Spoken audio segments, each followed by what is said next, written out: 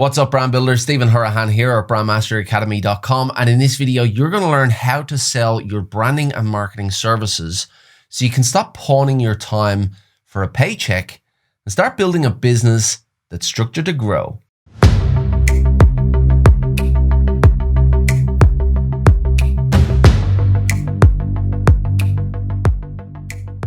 Now, if this is your first time to the channel and you want to build brands that go beyond the visuals using strategy, psychology, and creative thinking, then you're in the right place. Hit that subscribe button and the notification bell and you'll be well on your way. Now, when most freelancers get into business for the first time, they tend to come from an environment where they were paid a regular check. They came from a job, they came from a design job, a copywriting job, and they had a steady income, and that was based on their time. And when they get into business for themselves for the first time, they tend to take that mentality with them. So when they price a job, they work out how long it's going to take them, and they price that based on that time. But in doing that, they're actually creating a job for themselves, not an actual business. Now, when you think about most services, for the most part, we don't tend to pay for services by the hour.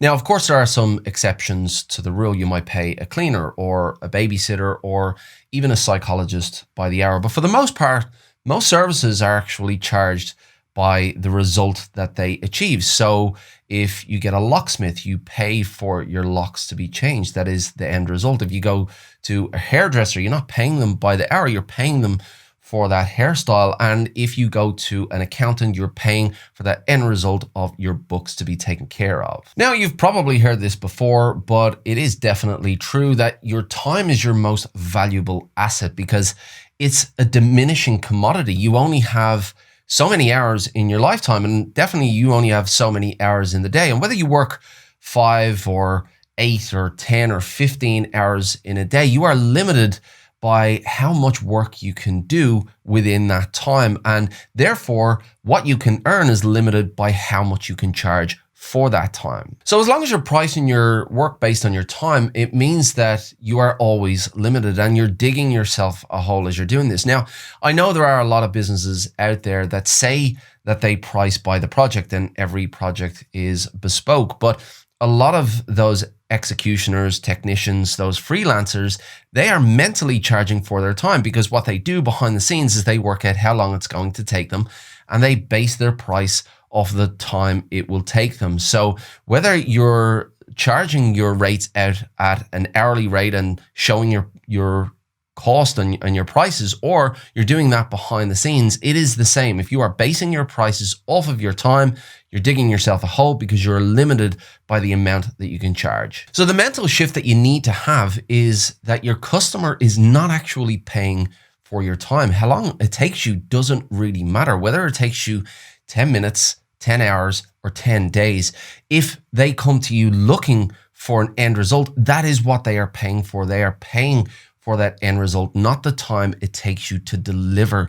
that end result. And that is the psychological shift that you need to make. So the big question that you need to ask yourself is, what end result am I selling? Now, I'm not talking about deliverables here. I'm not talking about the logo or the website or the brand strategy itself. What is the result of those deliverables? So is it going to make the brand more visible in the marketplace? Is it going to define their position in the market? Is it going to give them clarity in their communication strategy to connect the brand with the audience? What is the end result that they are going to get from you doing the work for them? Now, once you understand what the result is that you're selling, then you need to define how you're going to price. Now, there are two approaches to this. There is the profit-based approach and there's the value-based approach. Now, the profit-based approach is about you knowing your numbers, knowing your costs, what it's going to cost you as a business to deliver what you're promising to your client. And from that point,